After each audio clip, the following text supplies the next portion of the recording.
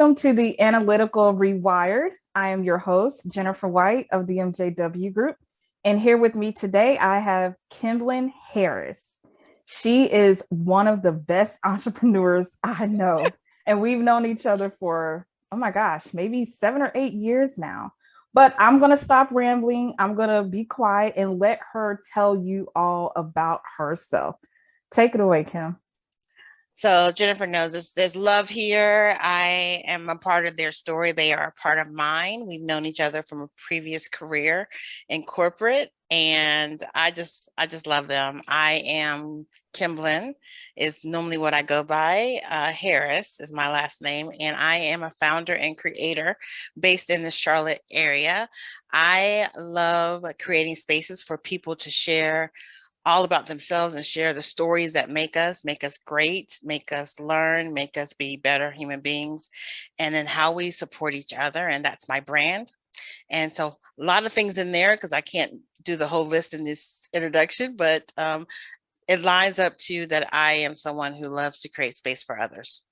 And that's exactly why she's here on the Analytical Rewired with us, because she definitely has quite a bit of business experience, knowledge, tips, tricks, and guidance for all business owners. What Kim has accomplished and been able to do over the years, I mean, it's an unsurmountable amount of knowledge that she has. So I hope you guys pay attention to what we're going to discuss today. And obviously, we'll leave information for Kim in the show notes so you can reach out to her as well.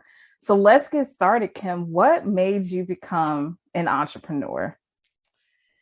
Actually, it's funny because I started, um, I've always created, I've always had ideas. I've always had someone who had a notebook of things that I did, and it really wasn't being an entrepreneur.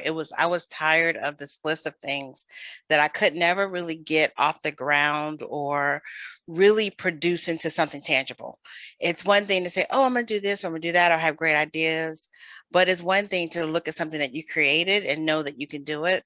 I found a brochure in my belongings for an idea for a powder room business. And I obviously got someone so excited about my idea that they created a brochure for me with all the services that I offered. And it's probably would go back almost 20 years. Wow. And I actually had a name for it and everything. And so I have someone who's always had vision, but never went any further than I have the idea. I inspired someone to create a brochure for me, but really never had a name, had a business card picked out. I think I actually did have business cards printed, but never took it any further than that. And having done that over and over and over again really frustrated me. And so when I Mhm. sought help to really get me through that roadblock, that's really when my journey began. Wow. You dropped like three nuggets in that already. But one thing I did pick up on was vision. And also when you sought help, right? So I know that's been hard for us to do as business owners. I mean, we're 5 years in now. I recognize the importance of having a vision, but in between the vision and seeking help, there's making a decision that I'm going to do this, and there's Mm-hmm. nothing that is going to stop me from doing it. Mm-hmm. So in all of your experience now and all of your ideas that you've been able to come up with and start and stop, how have you seen yourself evolve over the years? How have you seen Yeah. the entrepreneur in you evolve? So with that first, like I shared, I've always someone who had vision, as you called it, which is true. And then when I sought help to do it, and even with that first level of help that I received, even as part of the coaching that I received, she said the words to me, which I didn't understand. This feels painful and how we're going to launch this. She says, but then my goal is to really help you do this faster. So from that very first attempt of launching that particular business, which I shuttered after about a year, but now I'm finding I can go from concept to reality like very quickly now, or at least concept to this is something that's viable that deserves a place in the journal to pick up later, or viable to that executing in a really, really quickly and fast. And that for me is the growth of like what is the actual value of what I can do now Mhm. versus something that I can kind of piddle with a little bit, and this is not the right timing, and kind of make those decisions. Still working through that. But I find that versus where I started just 6 years ago, I couldn't have done that. Like it's very quick. I can do something really quickly in 30 days that I couldn't do in 3 years. I love to hear that swift decision making, or at Hmm. least getting to your outcome a lot faster. I mean, Hmm. we strive for that here at the MJW Group. We try to help people resolve those obstacles and limitations that, may or may not really exist, but in their head it exists. And we just try to paint a different outcome of, what could be if you go down this route, this route, this route. So I'm glad to hear you talk about that. So let's shift a little bit to your latest project, One Good Seed. What led you to create this product, and just tell the audience all about it? Because I'm a huge fan, as you know. So, One Good Seed is a conversational tabletop game, and it's gonna be one of the foundational elements of my brand for One Good Seed, which is really all about how little things turn into big things. We know the power of a seed and the power of it, of the amazingness in it. And I'm all about words and how we choose to use words and the power of our stories. So it's really a conversational game using the power of words to create stories. So many different ways to interact with these cards and games have come even just since I've launched it. And so, really, what inspired me to do it is I'm a lover of playing games. I'm a lover of when we sit together and laugh. There's nothing better than that for me. And so, this is just really a circle moment of doing something that I love and being able to then see people do it with me. And we started out, you guys were part of the early story of even the first people that I even shared this concept with before it Mm-hmm. ever was anything other than just a concept. So you've had the benefit of seeing the full circle moment of this. But it really was, I don't know what it is yet, but you talk about it and you're so excited about it that I'm excited about it because you're excited about it. So I think I brought a lot of people along with me for that reason, which is the power of community. When we can Mm-hmm. sit down and share our stories, then we create community, we create safe space for others. And you don't have to know what the game is about, because at the end of it, like I could tell you what the game and how to play it, but it's really not even about that. It's about, if you like to sit down and play with your family and talk with your friends and your family, and when you leave that conversation feeling your heart is lifted, right? Mm. That's the benefit of this. And it's like no other, it's like other games in that such that you get the benefit of having that lift and that feeling that you've either imparted something on someone else that made them smile, or you've gotten a gift of someone else's laughter. And for me, that's what this represents. This is a project that we've been working on for over 2 years, to take to market. I did Mm-hmm. it because I was going through a period of needing community during a furlough. And I had an idea in a book. Like I said, I have lots of ideas, pulled it forward, talked to a few people. They said, sounds good, looks good, let's try it. We brought it to MJW to help with some project management, did some marketing, trying to get it launched. At the end of it, we're 2 years in. We're going to officially go to production here in a few weeks, and we're just going to see where it goes. We didn't meet the numbers that we were expecting. We haven't had the time with everything else going on in the world to really devote to it, but I consider it, the craft of it, the launch of it, the development of it, and all the things it taught me along the way, the seed itself, because so many ideas have spawned from just being in this process. So for me, it's hasn't written its story fully yet.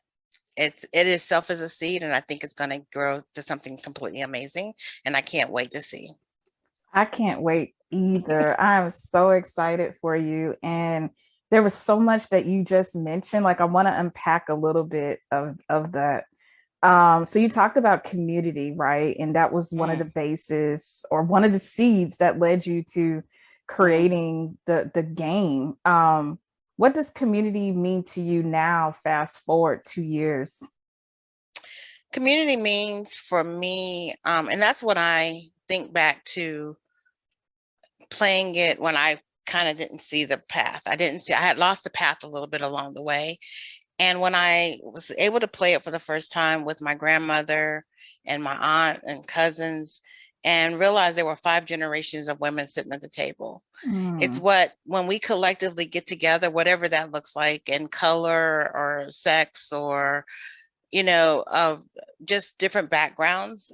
Community is when people come together with the goal of just loving on each other and creating space for each other, whatever that looks like. That feels like community to me. And every time I've had the gift of sitting down with others in these words and watching people laugh and smile that I may not have otherwise engaged with. I had a chance to play with my nephew who's 16. I have previously he only played video games. I never sat down with him in a family setting to play anything if he was in his room playing video games. When Mm. I've shown up with this game, there's been 3 different occasions now that when he's visited or I visited him, that he has participated. That for me is community because I've created an environment that he feels welcome in, right? I feel like I can welcome him to this environment. He feels he is welcomed. I feel like we have now have an ability to create community among ourselves, and that's for me is what community means, is whenever you can sit in the place of other people, without judgment, without just with the open heart and open minds. Awesome. I love that the connection that has evolved just Mm-hmm. from the community. And there's Mm-hmm. so much more to come. Oh my gosh, I can't wait. I know what's to come, but I want everybody else to get excited. So let's talk about how you and I connected. You mentioned a little bit how the MJW Group was able to help you with some project management Mm-hmm. in the beginning of One Good Seed.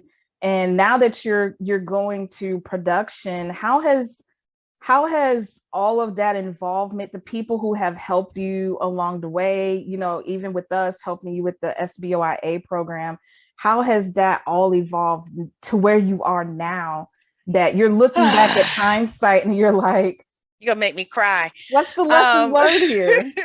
yeah. So I think that when I think about the idea itself, so I think the idea itself surfaced and the people that stepped up to say, I believe in you enough to try, even when you didn't believe in, I didn't believe in myself. I didn't know what it was. And so I think that really the excitement for me is really going to be what comes next, because I don't think people really understand that I may not have reached the numbers I needed to on this, but I am so excited for all of the seeds that have Mhm. come from just this one yes. That for me is the biggest lesson of all. Just a yes. A yes without knowing, a yes without a confirmation, a yes without a guarantee of success. That yes was all that, for everything that's going to come after that is all created from that yes. And Mhm. then the yeses of the people that believed in me enough to support me in whatever way that came. It came from Shell, who was my marketing manager. She said, yes, this is a great idea. What do you want me to do to help? From you and Marcus, yes, we don't know, but we want in. Day one, no questions. We don't know what that looks like, but we want in because you said we see something great even in your idea, even if it wasn't fully baked out yet. You said yes. I worked with a gentleman named Bilal who said yes to helping me with my packaging ideas. Yes to my photographers Monique and Aki, who did my videos. Yes to every single person that said yes to producing or providing some form of asset to this project without knowing where it was going, um, or all the things that kept me going. And I don't know, where I would be if it wasn't for those yeses, because I think sometimes, and you need to be sure of the project. One of the things I did take away from this is share it with people that you trust, and share it once you actually have confidence in it yourself. If the people that you Mhm. trust, right? So you have to be sure enough in yourself that when you share it and people don't have or receive it in the way that you shared it, and if that's going to push you back to a place of I'm not sure, then you're not ready.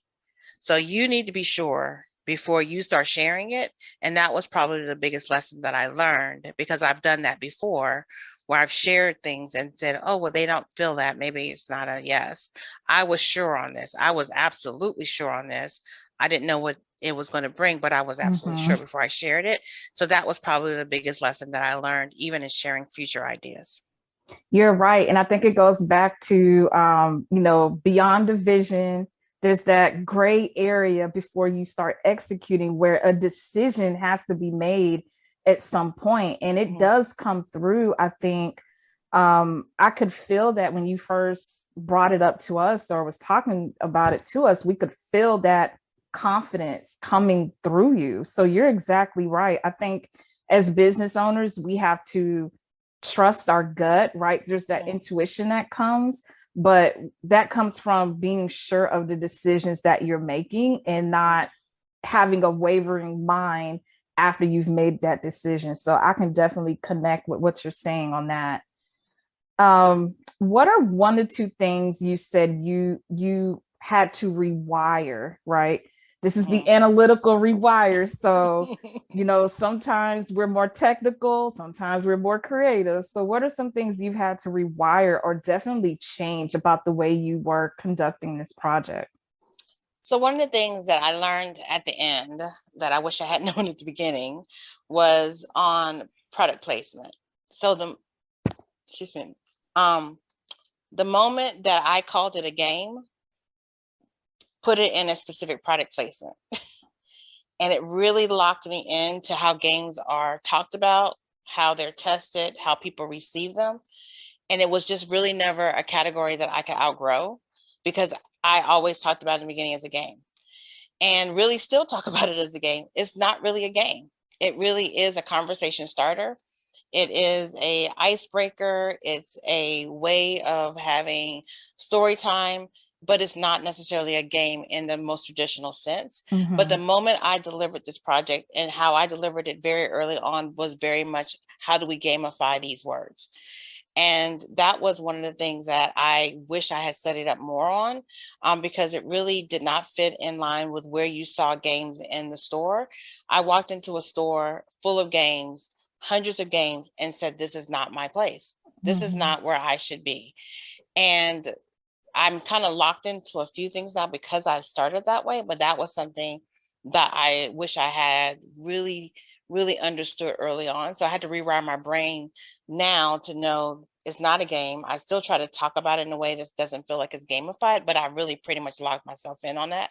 But that's okay. That's okay Yeah. for where we are right now. The second one is to that line of be okay with the pause, be okay with taking a step back to revisit. As I said, kind of lost a little bit of steam last year Mm-hmm. with my first Kickstarter.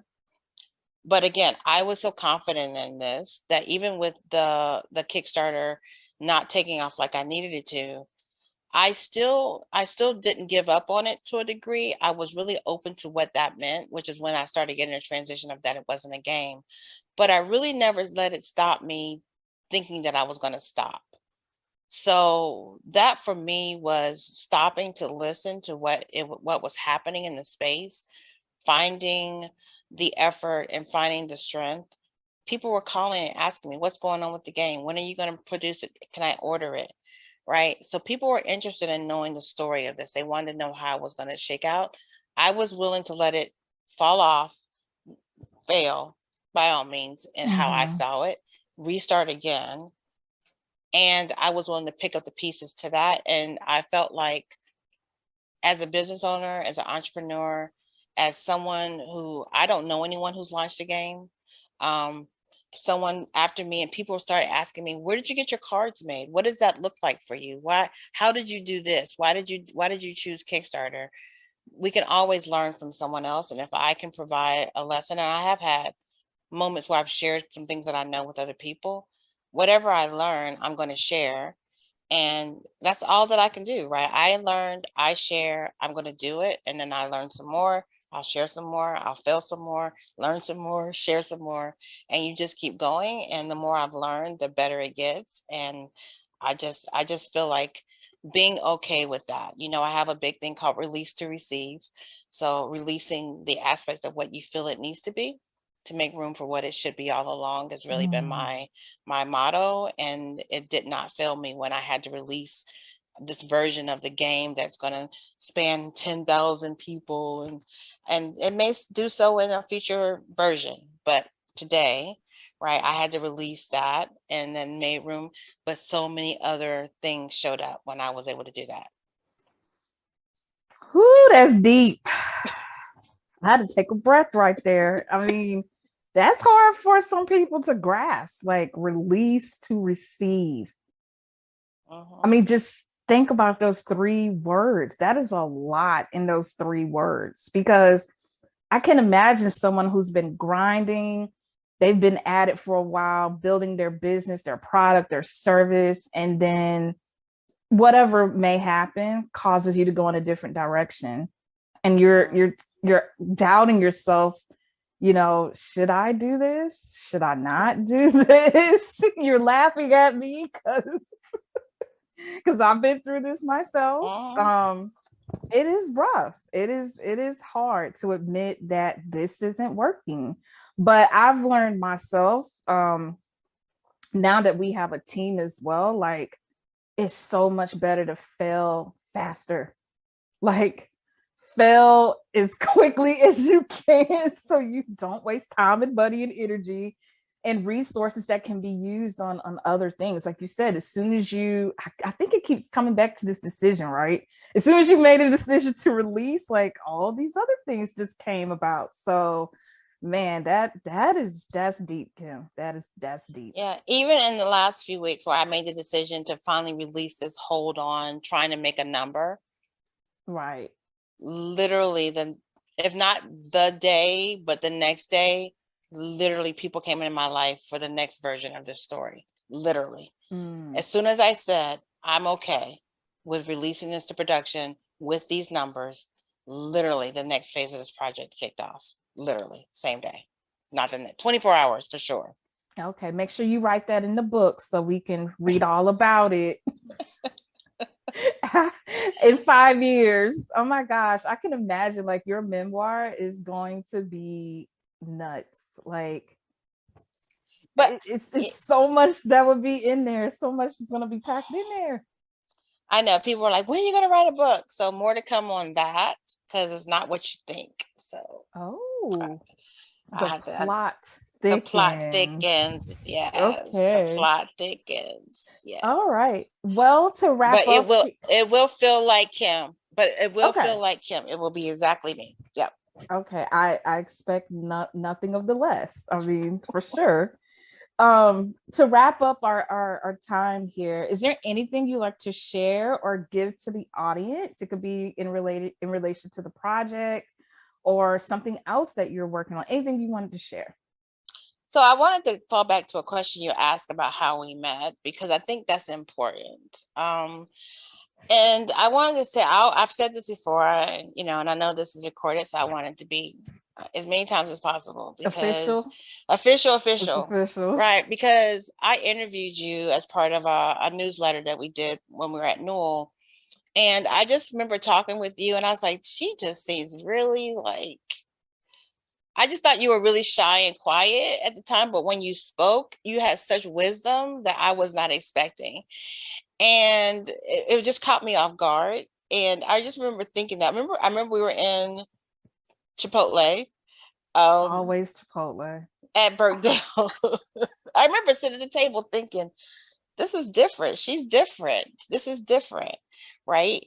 And so I think that sometimes we have to really be open to conversations with people that we don't feel like we're not sure where this is going or what.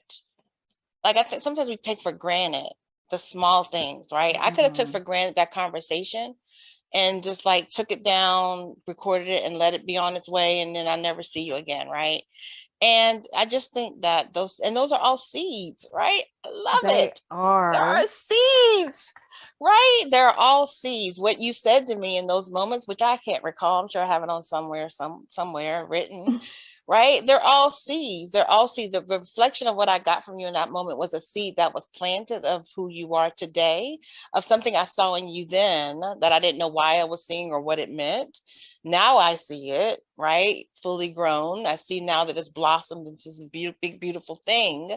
But at the time, I just saw it as a seed. I didn't know it was a seed, but it was a seed indeed, right? And so I think that as we interact with people every day, that if there's moments of brilliance that you see, tell them, because you don't know how people are struggling. People really are not sure of themselves right now.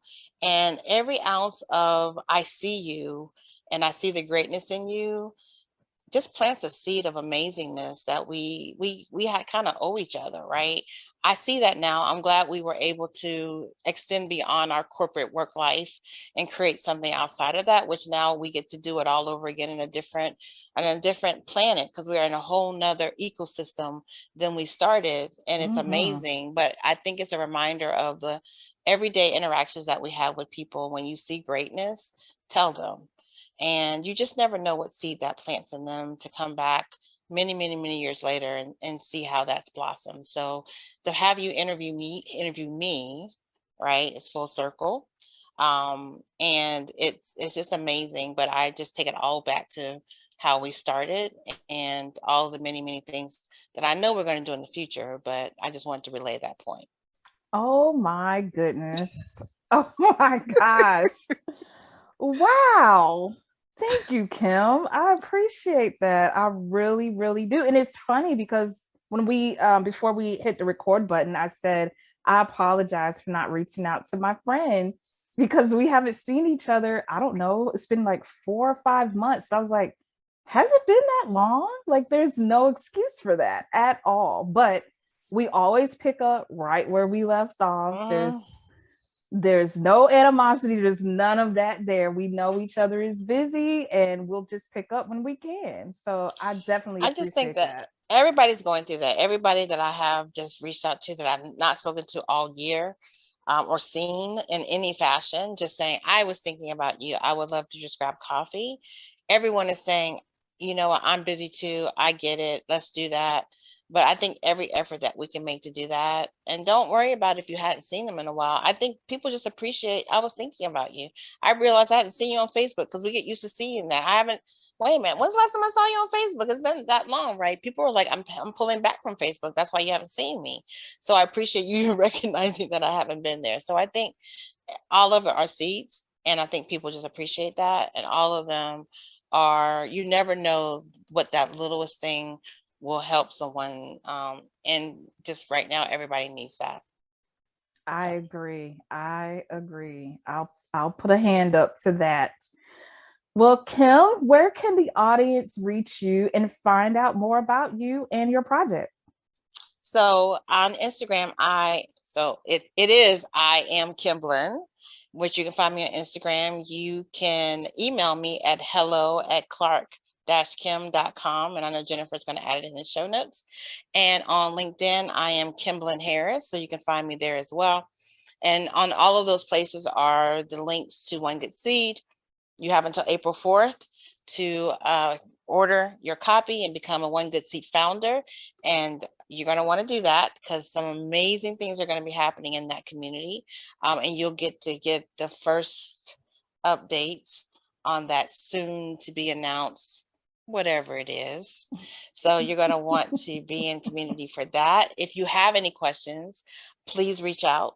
And I am so grateful, Jennifer and Marcus, for creating a safe space for people to share their journey. Business ownership, whatever size, is difficult and challenging, and it's a community all in itself. And so for those that create space for Mhm. conversations are really, really needed. So thank you. You are welcome. And everyone, I will definitely make sure to connect all of those areas Kim mentioned in the show notes as well. Thank you, Kim, so much for being with us today. We thank you for your time and we definitely wish you the best and much success in your future. Thank you. All right. See you all later. Bye.